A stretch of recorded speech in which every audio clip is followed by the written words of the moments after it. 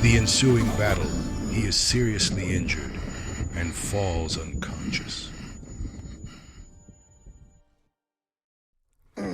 When he wakes up, he discovers that he has been rescued by Allied forces on patrol and subjected to an operation known as Rubicon surgery. This procedure transformed him into a Primaris, a new line of grafted warriors. Lord Calgar personally ordered the operation before having to leave because of an urgent assignment. Calgar is the commander of the Ultramarines, a military division highly respected due to their actions on the battlefield and sense of honor. Despite his desire to return to the Death Watch, Titus is assigned to the Ultramarines by the Inquisition, a cabal that protects the Imperium by resolving external and internal threats. Its authority is represented here by a Marine with a skull-shaped helmet, Chaplain. The organization had previously relegated the lieutenant to the Black Watch for undisclosed reasons, but after a commendable career within it, they believe he is ready to be fully reinstated. On one condition: he will be forced to prove his loyalty once again through a real crusade on Kadaku. What is your life?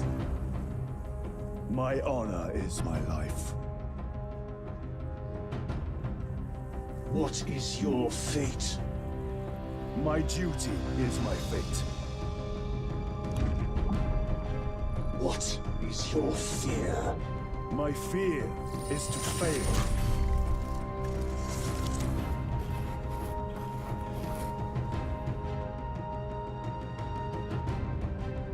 What is your reward? My salvation is my reward.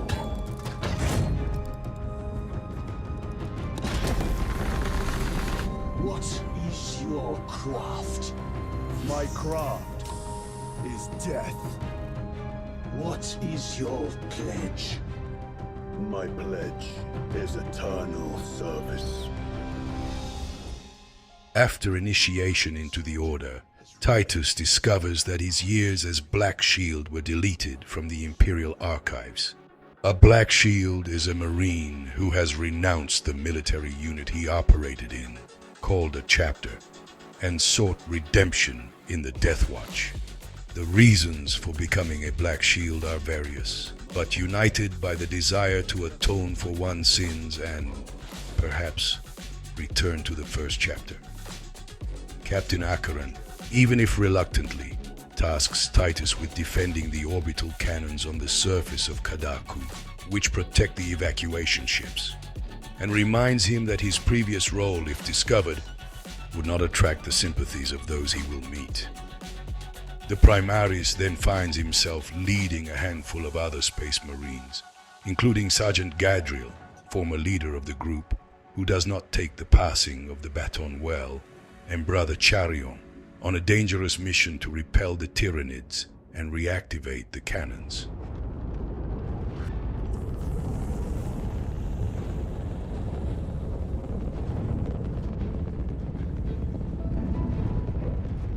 Sir, you served in the Death Watch.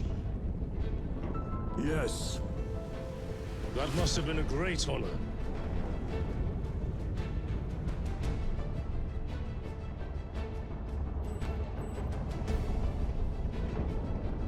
It's a privilege to serve with you.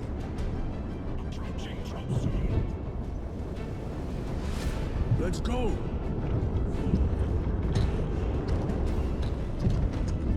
During the crossing period, Gadriel discovers that Titus has been alive for over 2 centuries and begins to suspect that he is hiding something, since Rubicon technology is new to the ranks of the human army. And now he has your command. The platoon lands on the planet and aids the defensive efforts of the natives, the Cadians. On your feet, soldier! Move to defend our west flank! And get those heavy mortars resupplied!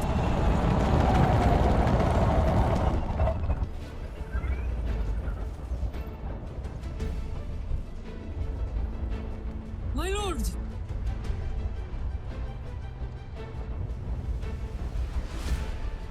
Sarkana, 8th Cadian Regiment. Major, give me an update. The wretched beasts have taken the orbital guns. They pushed us back to this encampment and are staging a heavy assault. Illyrio, take Altarius and Elion and remain here to secure the encampment. Yes, brother.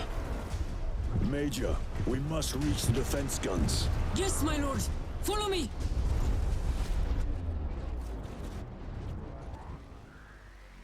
Here we are given further details on the Tyranids and their hive mind, driven by a single collective consciousness, which explains how they manage to launch assaults with enormous numbers of units while maintaining extreme coordination.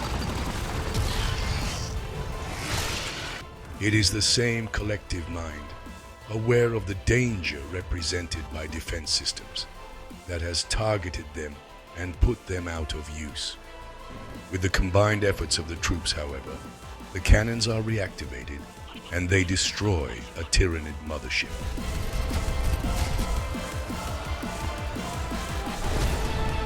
The undertaking succeeds also thanks to Titus' choices, as when he takes a detour to save General Aiden, who was left for dead, but is actually alive, kicking and besieged by enemies. This does not happen without sacrifices. Elion, a member of a secondary team organized by Titus, dies from a single bullet. To Gadriel, Elion's comrade for 20 years, the dynamics of the accident do not add up, and he recriminates to his new commander the choice to divide into 2 sections, weaker than a single unit. Without a moment's respite, Titus immediately gets a new order: recover Nosik, an Archmage Mechanicus, a technological expert of the Imperium. Archmagos, for the last time, we must get you off-world! Assessment equals inordinate ignorance. We'll be overrun in minutes! Highly obligatory, cease interruptions. Major, Akran finally sends me what I asked for. Archmagos, it is imperative you evacuate immediately. The Horde will not leave without the data. Relocate to my facility. I will instruct Servervox. Make ready to leave. This will not take long. Major, I have a second unit working on a theoretical that should buy you some time. My lord! I've lost 3 squads trying to reach that lab. We think something's out there. Noted. Nosik refuses to leave without some data left in his lab, so Titus and his team are forced to retrieve it for him.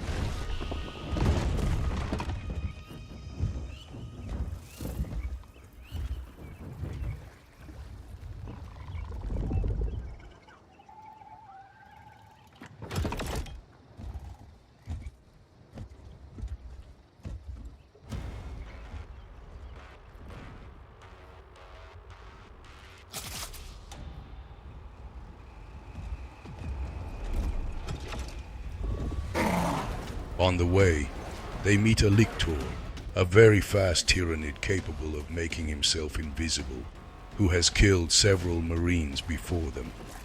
The trio manages to overcome the danger and recover the data, convincing Nosik to board a ship led by some brothers headed for orbit. Archmagus, confirm receipt of data stream. This is Lyrio. Transmission received. Nosik is on the Thunderhawk. Standing by. Get him out of here. Yes, sir. Major Sarkana, what's your status? We've lost a lot of men, a lot of heavy rounds, but we're still in the fight! We're coming to you now.